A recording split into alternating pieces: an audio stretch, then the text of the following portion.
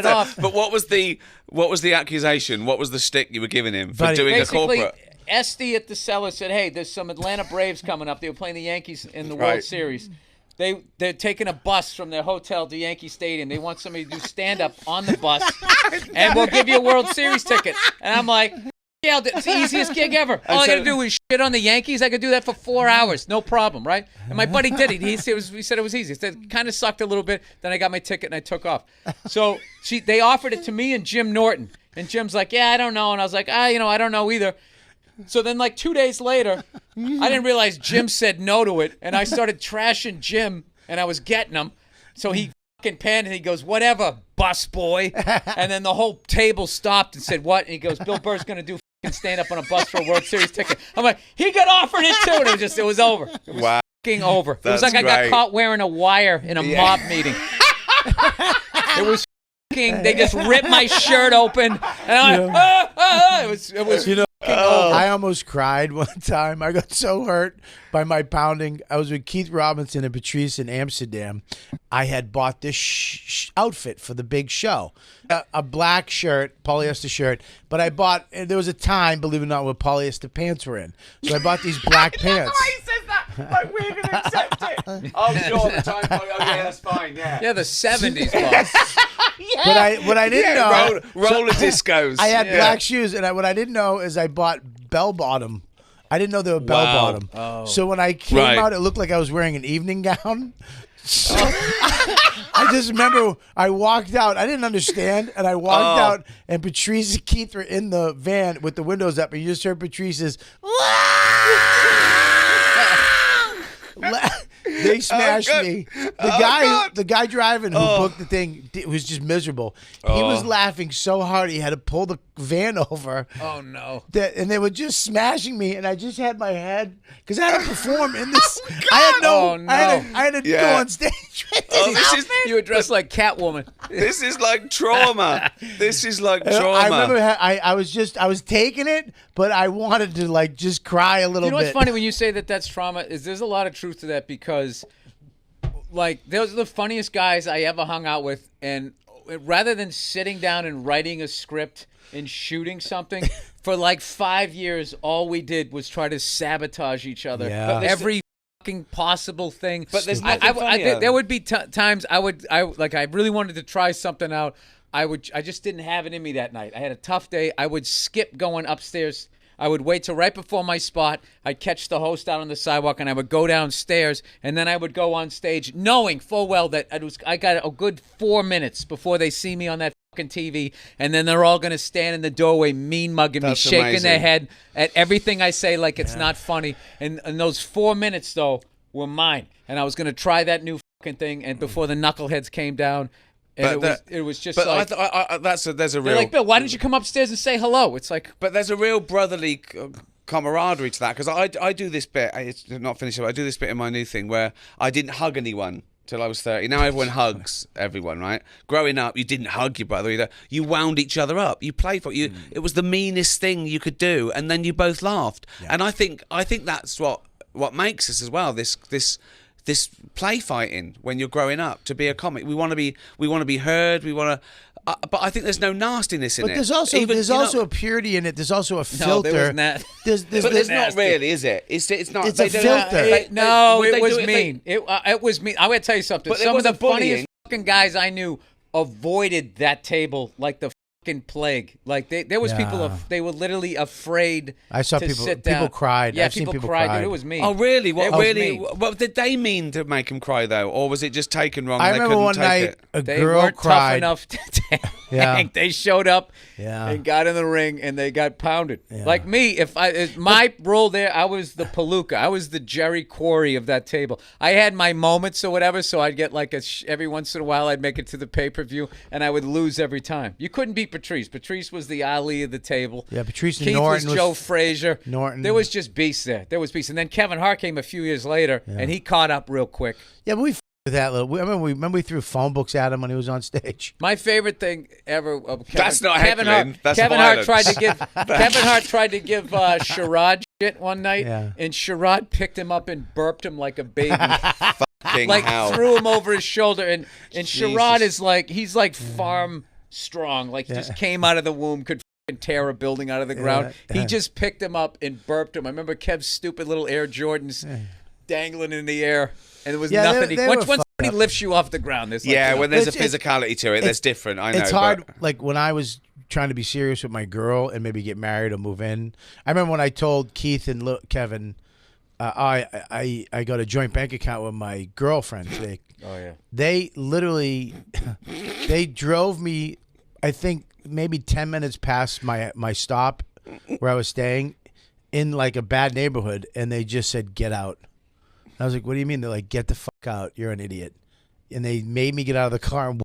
But did they mean it? Minutes. Oh, they meant they it. didn't come back. Oh, no, they never came back. They don't come back. I had to walk. If they didn't mean it, they neighborhood. would have gone around the block or gone down 20 feet. No, they And I left. had a newspaper, and I remember they took my newspaper and threw it out the window. And I just remember it was the winter, and it was just going like everywhere. And I tried to pick it up because I don't like littering, so I was like trying to, but I was just this fucking asshole in the hood trying to pick up newspapers.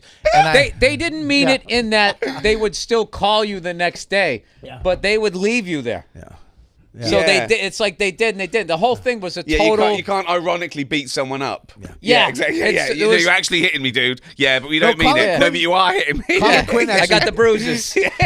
Me and Colin Quinn were driving somewhere to a college, and I remember I was drinking coffee, and he was to the right of me, and he just punched me in the side of the head. And I spit my coffee out, and it went all over the inside. We almost died. I'm not kidding, because I couldn't see. And I would kill to see video of that. It's fucking hilarious. And I was like, what? Listen, I was like, what the fuck? And he was laughing. I've never seen him. He was hysterically laughing. And I'm like, I couldn't see. And I'm like, Colin, I'm not kidding. We can't. We're on the highway doing 65. I had to stick my head out the window like a dog. And then I had to like pour water. It was we almost died. We almost he laughed for 20 minutes. Well, but I think what's good. Okay, this is what's good.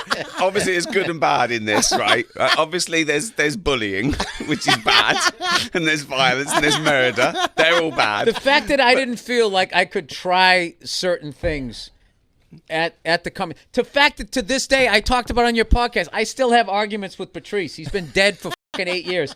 I'll do a bit and I'll feel good about it, and I'll hear his fucking voice. It's in there like a worm. Just trashing me, going, I see what you're doing. You're trying to do this, and you think of this, but you're not. You're just fucking this, and just bam, bam, bam, right down to the ground. Well, there is a survival of the fittest, isn't there? I hope so. Well, there certainly is. Is that the fact that you still do it, and you're a success means you made it. You know, there's an obligation, I think, to. I mean, it could have. I think some things were learned, but I think it was a bunch of fucking broken toys.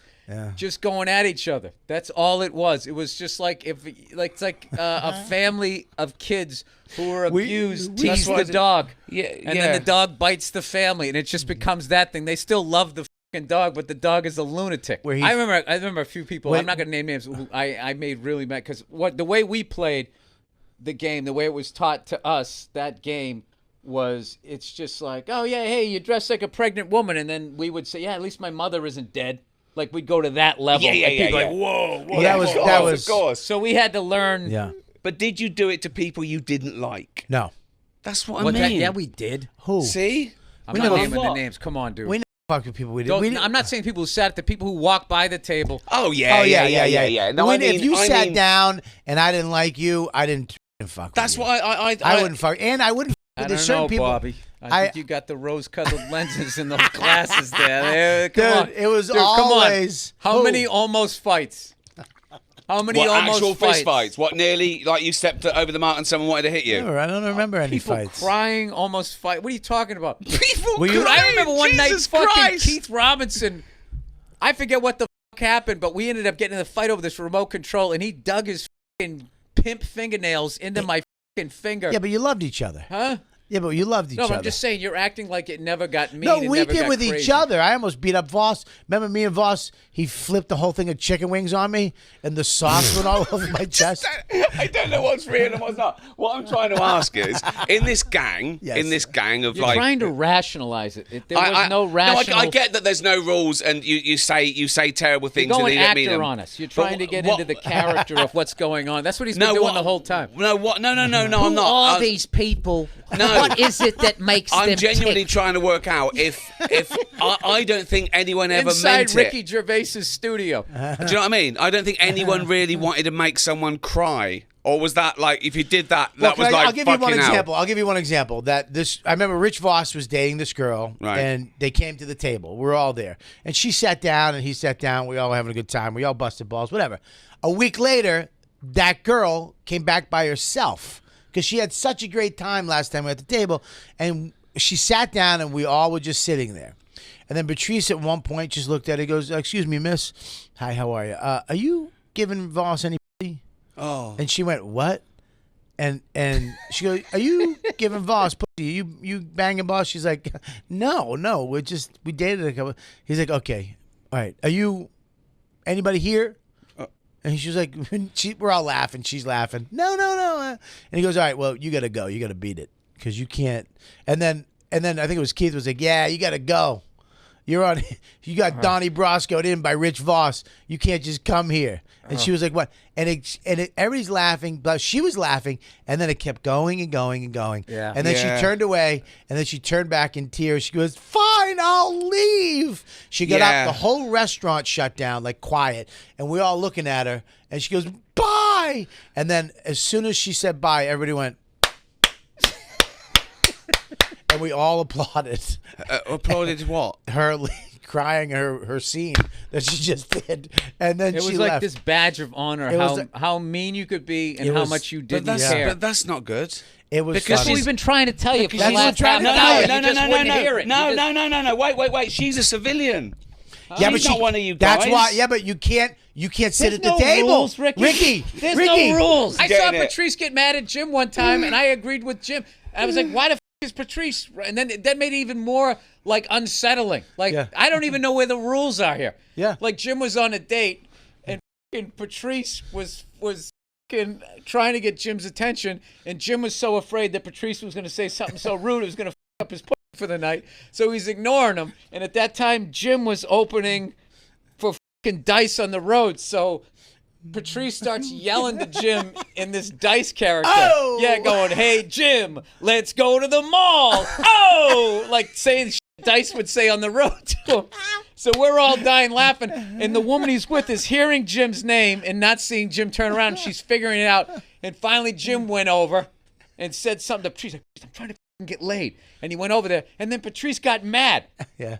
And then was trying to tell me for an hour why he was right. And the whole time in my head I was like, "No, Jim's right. Yeah. You were Yeah. totally cock blocking him, and he wouldn't do that to you." And then it just was like, and it was basically everybody had their own fucking set of rules. Everybody is wrong and everybody's right. It was fucking chaos, and that's why it was like it was not.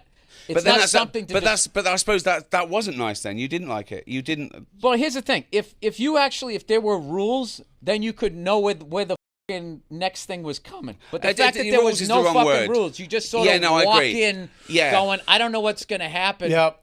But Eddie it's- Ifs said but- the funniest thing about Patrice said one night he came walking in and he was trying to slink in. He was on the whole other side of the fucking olive tree. And then Patrice yelled, "Hey, Eddie, I see you." Something. Eddie, something, blah, blah, blah. And he said his thought was, he saw me. Yeah. And then he just knew. It was like, all right, this is going to be at least 20 minutes long unless this person walks in not knowing Patrice is here or whatever. It was just literally bullying. It was just schoolyard bullying. There was nothing productive about But it. isn't that where I'd say comedy? that is disagree. different. I I imagine. disagree with that. There's nothing productive about it. I think it was actually. I'm just trying to be shit about it because Yeah. it gets romanticized, and It that's does. what we No, did, and we all I hear what became you're saying. great. Well, It definitely was a lot of fun nights. It's definitely some I of them. think I there's agree truth with to all what you're that. saying, too, and then yeah. the other side was it was very fucking damn like, dude, you don't know any, like the Yeah. amount of people like because I used to still play the strip. Yeah. There was people who used to hide at another comedy club. They wanted to work down there Yeah. and wanted to audition, but did not want to go through the gauntlet.